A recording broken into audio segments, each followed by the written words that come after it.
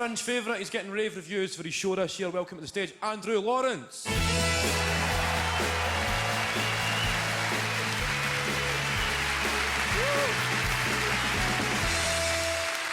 thank you very much. Thank you. What a lovely audience. Lots of couples in. I like that. I've got a girlfriend now. It's not been easy for me. I don't think I'm the most attractive man in the world. I think looking at my face is a bit like reading in the car. For 10 minutes it's all right, then you start to feel a little bit sick. And I'm quite squinty-eyed. You'll notice this as my set goes on, I imagine. I've got contact lenses and they're not very comfortable. A little bit like parents' contact lenses. The older they get, the more they irritate you. Then you lose one of them. The one that's left behind gives you a constant headache.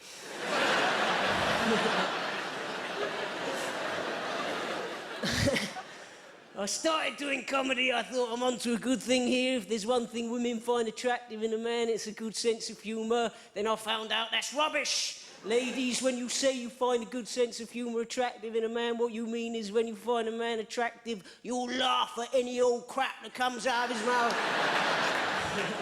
It's one of the lessons life has taught me. And the old cliche is about communication. They say all good relationships are about communication. And it's about listening. I'm rubbish at listening. My girlfriend says, Andrew, you never listen. I say, yes, please, love, milk and 2 sugars. She says, you're not listening, Andrew. I say, to be fair, Petal, you do talk quite a lot. Maybe you don't need someone who can listen. You need someone who can sift and filter all the things coming out of your mouth, extrapolate the important information you might be tested on a later date.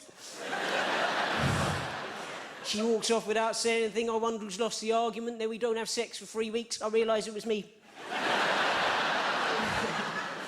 It's going very well, is it?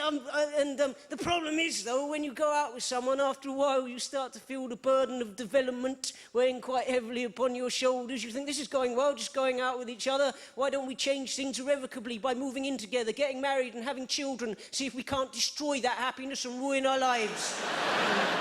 Who's got children? Give me a cheer. 1, 2, 3. Quite a lot of you, and well done, good for you, but the problem with children, as far as I can see, is they're born, they scream, they cry, they learn to talk, they start asking questions like, what's the sky for? Why are you asking me? There's teachers that get paid to tell you about these things. What's the sky for? It's a roof on the world. Why does the world need a roof? To stop us all falling out. What does gravity do? Keeps us all stuck to the ground. Why does the world need a roof? This is a very circular conversation that could feasibly end with me putting you up for adoption. Babies come from the same place you came from. Where did I come from? Your mummy's belly. How did I get inside my mummy's belly? She ate you. Why did she eat me? Because you asked too many questions.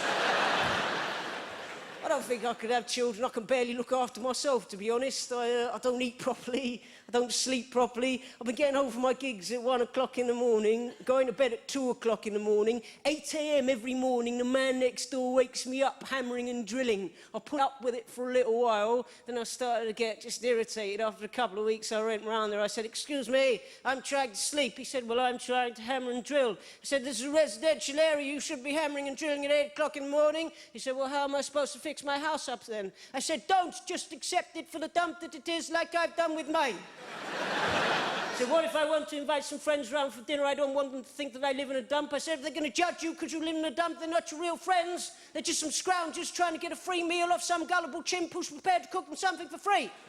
He said, I don't care what you think, I want to live in a nice house. I said, that's shallow. It's a shallow preoccupation with material things. You want to surround yourself with nice things, pristine furnishings, pretend you're happy. You're not happy. There's no love in your life. There's a gaping vacuum in your soul that can only be filled once you renounce your material obsessions. Embrace love, humanity, God, nature, and stop drilling! Stop drilling!